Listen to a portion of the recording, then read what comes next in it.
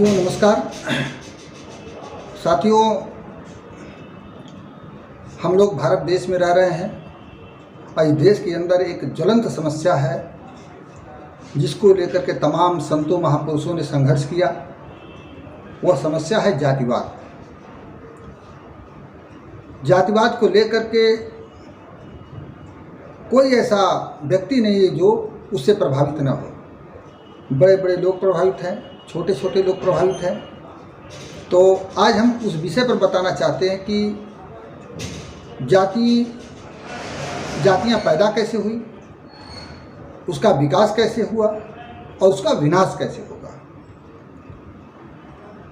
तो जातियों की उत्पत्ति के संबंध में साथियों बताना चाहता हूँ कि जातियाँ, कुछ लोग कहते हैं कि जातियाँ ब्राह्मणों ने बना दी। कुछ लोग कहते हैं कि जातियाँ ब्राह्मणों ने ही बनाई, ब्रह्मा ने बना दी, भगवान ने बना दी। जो लोग ये कहते हैं कि जातियाँ ब्राह्मणों ने बना दी, यह इस प्रकार के जो विचार हैं पूरी तरीके से निराधार और गलत हैं। और जो लोग यह कहते हैं कि जातियाँ ब्रह्मा ने बना दी, उसके लिए मनुस्मृति और वेद का उदाहरण देते हैं, ये भी पूरी तरीके से निराधार और गलत है। दोनों पक्षों की बात गलत है। न जातियाँ ब्रह्मा ने बनाई, न जातियाँ ब्राह्मणों ने बनाई। तो प्रश्न इस बात का, जातियाँ बनी कैसे? साथियों, जातियों की उत्पत्ति पदार्थों से हुई है। अब कहेंगे कि जातियाँ पदार्थों से कैसे पैदा हो गई, पदार्थ से जात कैसे पैदा होगी? हाँ, जातियाँ पदार्थ से पैदा हुई है। उसका मैं 2-3 उदाहरण देकर के बताना चाहता हूं। जैसे ये चश्मा हमारे हाथ में है और चश्मा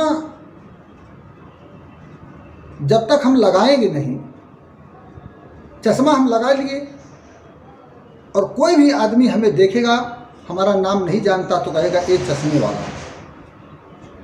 हम अंगूछा पहने हैं, गले में डाले हैं, कोई भी नाम नहीं जानता तो देख करके कहेगा अरे अंगूछा वाला। इस तरीके से हमारा नाम करेगा। अब प्रश्न इस बात का है कि ये जो चश्मा है, ये चश्मा पहले है और चश्मे वाला बाद में है। पहले चश्मा आएगा तब चश्मे वाला आएगा। पहले अंगूछा आएगा, यानी ये पदार्थ आएगा, उसके बाद तब अंगूछा वाला आएगा। तो ठीक उसी तरीके से पहले लोहा आएगा तब लोहार आएगा, पहले कपड़ा आएगा तब धोबी आएगा, पहले चमड़ा आएगा तब चमार आएगा, पहले नाव आएगी तब केवट आएगा। ये सारी चीजें, यानी कि जब तक औजार नहीं है तब तक उस औजार से संबंधित नाम नहीं पैदा हो सकता। तो जब धरती पर लोहा की मनुष्य ने खोज कर लिया तो लोहे का औजार बनाने लगा। जब लोहे का औजार बनाने लगा तो लोहे का औजार बनाने वालों को लोहार कहा गया। अगर 1 लाख लोगों को लाइन से खड़ा कर दिया जाए, अब किसी के हाथ में लोहे का औजार नहीं है तो किसी को लोहार कोई कह सकता है क्या? नहीं कह सकता है। लेकिन 1 लाख लोगों को खड़ा कर दिया जाए और एक आदमी के हाथ में हथौड़ा दे दीजिए, पीटने वाला, पकड़ने वाला सरसा दे दीजिए, भट्ठी पर बैठा दीजिए, और कोई भी देखेगा तो कहेगा कि ये लोहार है। वो जैसे घन लगाएगा, पीटेगा तो उसको देखकर तुरंत कह देगा कि लोहार है। मैं बताना चाहता हूं कि लोहा पहले आया तब लोहार आया, कपड़ा पहले आया तब उसके बाद जो है बुनकर शब्द आया, रुखानी बसुला पहले आया तब बढ़ई आया। तो बढ़ई जाति रुखानी बसुला आने के बाद पैदा हुई, लोहा आने के बाद लोहार पैदा हुआ, चमड़ा आने के बाद तब चमार पैदा हुआ। इस तरीके से तमाम सारी जातियाँ उत्पन्न हुई। ये नाम ये हुआ क्यों? ये घटना उस समय की है जब मनुष्य लोहे की खोज से परिचित हो गया, लोहे का प्रयोग करने लगा। जब लोहे का प्रयोग करने लगा तो लोहे के प्रयोग करने के कारण बड़े पैमाने पर वो जो पलायन करके एक स्थान से दूसरे स्थान पर जाता था, पहले अपना जीविकोपार्जन करता था। जब लोहे की खोज हो गई तो बड़े पैमाने पर जंगलों की कटान हुई कुल्हाड़ी से, और बड़े पैमाने पर जब जंगलों की कटान हुई तो कृषि का विकास हुआ। जब कृषि का विकास हुआ तो आदमी अस्थायी रूप से रहने लगा, क्योंकि कृषि करने के लिए अस्थायी रूप से रहना पड़ेगा। तो पहले आदमी घुमंतु जीवन व्यतीत करता था, और घुमंतु जीवन में अस्थायी रह नहीं सकता था। अस्थायी रहेगा नहीं तो अस्थायी रूप से पेशा नहीं करेगा। तो जैसे ही लोहे की खोज हुई तो कृषि का विकास हुआ, आदमी अस्थायी रूप से रहने लगा, और जब अस्थायी रूप से रहने लगा तो साथियों उसकी पहचान अस्थायी हो गई। जात पैदा होने के लिए 3 चीज़ें बहुत ज़रूरी है। नंबर 1, पीढ़ी दर पीढ़ी पेशा होना। जैसे एक आदमी लोहा पीट रहा है, और जब उसका बेटा भी लोहा पीटेगा, उसका बेटा का बेटा भी लोहा पीटेगा, तब वो लोहार कहलाएगा। उसकी समाज में पहचान लोहार के रूप में होगी। लेकिन एक आदमी लोहा पीट रहा है और उसका बेटा डॉक्टर बन गया तो उसकी पहचान खत्म हो गई। उसके बाप की पहचान लोहे से थी, और उस बेटे की पहचान जो है डॉक्टरी पेशे से हो गई। तो यहाँ पहचान खत्म हो जाए, औजार हमारे चेंज हो जाएंगे, बदल जाएंगे, तो पहचान हमारी बदल जाएगी। तो जब लोहे की खोज हुई तो आदमी अस्थायी रूप से रहने लगा, और अस्थायी रूप से जब रहने लगा तो उस दौर में पीढ़ी दर पीढ़ी पेशा, यानी कि पीढ़ी दर पीढ़ी पेशा आदमी क्यों करता था कि उसका रोटी का संबंध था। रोटी के लिए पीढ़ी दर, कोई ज़बरदस्ती नहीं कराता था, पीढ़ी दर पीढ़ी पेशा लोग रोटी के लिए करते थे। लोहा पीटेगा तो उससे जो आमदनी होगी उससे उसका पेट चलेगा, कपड़ा बुनेगा तो उससे जो आमदनी होगी उससे उसका पेट चलेगा, जो है चमड़े का सामान बनाएगा। जातियाँ बने रहने के लिए, जातियों के अस्तित्व के लिए 3 चीज़ें होना जरूरी है। एक तो यह पीढ़ी दर पीढ़ी कार्य होना चाहिए, यानी एक पीढ़ी काम किया, लोहे का काम किया, और दूसरा पीढ़ी उसका बच्चा जो है लोहे का काम नहीं बल्कि डॉक्टरी पेशा में आ गया, तो यहाँ पर पहचान जात नहीं बन पाएगी। तो इस तरीके से जात के लिए अनिवार्य है कि एक ही पेशे को पीढ़ी दर पीढ़ी किया जाए और लंबे समय तक किया जाए। नंबर 1। दूसरी चीज़ क्या है? औजारों का न बदलना। जैसे हसुआ से हथौड़ा से और भट्ठी पर काम हो रहा है लोहे का काम, और मशीन आ गई। हसुआ बनाना है तो लोहा पीटने की जरूरत नहीं है, मशीन आ गई, उसमें लोहा डाल दिया गया, मेल्ट होकर के फट से जो है वो बन गया, हसुआ बन गया। तो औजार चेंज हो गया। अगर औजार चेंज हो जाएगा तो भी जात नहीं बन पाएगी। इसे औजार बदलेगा तो जाति वो पेशा बदल जाएगा, काम बदल जाएगा और पहचान बदल जाएगी। तो एक जात के लिए अनिवार्य है कि पीढ़ी दर पीढ़ी पेशा होना चाहिए, लंबे समय तक होना चाहिए। औजारों का न बदलना अनिवार्य है, औजार भी नहीं बदलना चाहिए लंबे समय तक। और तीसरी चीज़ है, ये सारी चीज़ें तब हो पाएगी जब लोहा रहेगा। तो भारत में 5000 वर्ष तक